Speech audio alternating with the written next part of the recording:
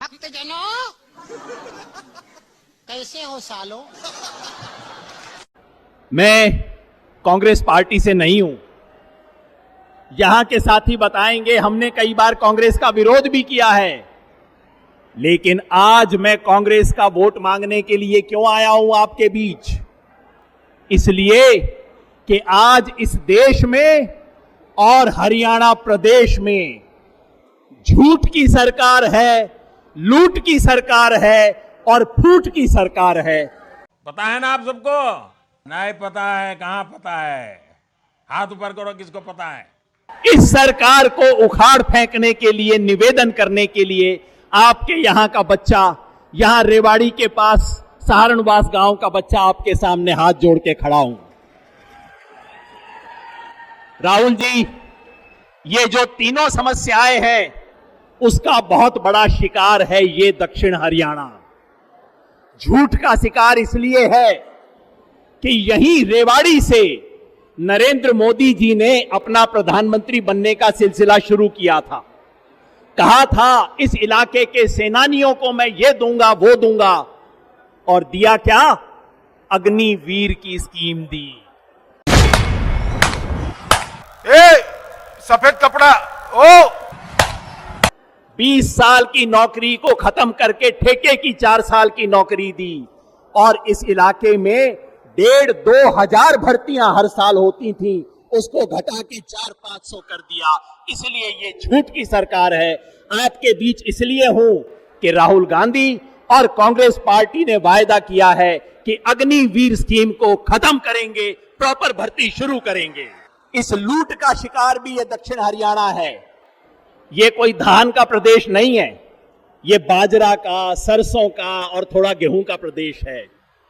किसानों को कभी फसल का दाम मिल जाता है, कभी नहीं मिलता। सही बात है ना? और बीजेपी से कहो किसान को दाम दो, कहते हैं हां दे देंगे, भीख की तरह देंगे, कभी कभी देंगे। गजब बेइज्जती है।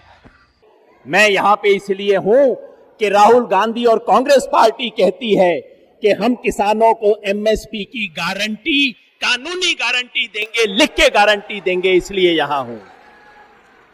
और तीसरी बात, फूट सबसे खतरनाक।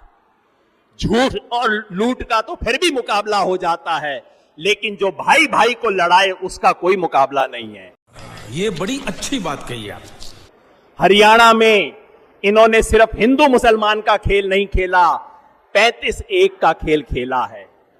हमारे इलाके में इसका असर भी है। इसलिए मैं यहां के सभी लोगों को कहना चाहता हूं, हमारे इलाके की सरदारी बैठी है, सबको याद दिलाना चाहता हूं, भाई एक नाम याद रख लेना। जब इस रैली से वापस जाओ तो किसी बच्चे को कहना, यूट्यूब पे आपको दिखा देगा। क्या नाम?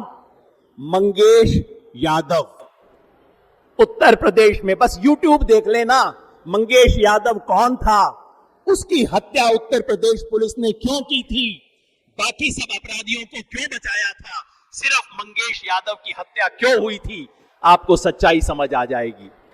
और सच्चाई यह है, जैसे हरियाणा में जाट समाज के खिलाफ सब लोगों को भड़काती है बीजेपी, ठीक उसी तरह उत्तर प्रदेश और बिहार में यादवों के खिलाफ भड़काने का काम बीजेपी करती है। ये बात गांव गांव तक पहुंचाना आप।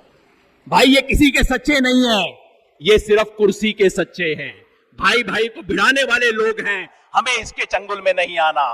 बस एक आखिरी बात और, इस इलाके में लूट, झूठ और फूट के अलावा एक समस्या और है, यहां राजशाही भी है।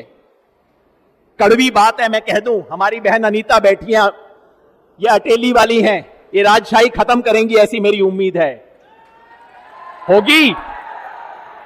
कड़वी बात यह है, 70 साल से देश आजाद हो गया, लेकिन ये हमारा दक्षिण हरियाणा जो अहीरवाल कहते हैं, ये आजाद ना हुआ। इसकी राजशाही आज भी चल रही है और राजशाही को आगे चलाने की तैयारी चल रही है। आप मुझे बताओ, इस राजशाही को खत्म करोगे? मैं यहां इसलिए हूं कि इस इलाके में राजशाही की कमर तोड़ी जाए, यह बहुत जरूरी है। बहनों और भाइयों, मैं एक जमाने में चुनाव की भविष्यवाणी किया करता था। लोग मेरे से पूछते थे, इसलिए आज भी पूछते हैं, योगेंद्र जी बताओ इस चुनाव में क्या होगा? मैंने कहा जी इस चुनाव में 3 संभावनाएं हैं। पहली संभावना तो यह है कि पूरे हरियाणा में कांग्रेस की हवा चलेगी और उसको बहुमत आएगा। यह सही है या नहीं? फिर बोला कि भाई दूसरी संभावना क्या है? मैंने कहा दूसरी संभावना यह है कि हवा नहीं, कांग्रेस की आंधी चलेगी हरियाणा में। यह सही है कि नहीं है? फिर मेरे से बोले भाई ये दोनों के अलावा तीसरी संभावना कौन सी बच गई है? मैंने कहा तीसरी संभावना यह है कि सुनामी चलेगी यहां पे कांग्रेस की। अब आप बता दो, हवा चलेगी आंधी के सुनामी? सुनामी चलेगी, चारों सीट पे चलेगी। बहुत बहुत धन्यवाद। Thank you for being here. बहुत बहुत धन्यवाद। आपको अच्छी लगी तो ऐसे थोड़ा मार दीजिए हाथ, आप थोड़ा सा मार दीजिए। आपको अगर अच्छी लगी मार दीजिए। करो ना भाई, क्यों नहीं कर रहे? परेशान हो गए हम लोग 2.5 साल से, ये भी परेशान हो गए, हम भी परेशान हो गए। करो फिर।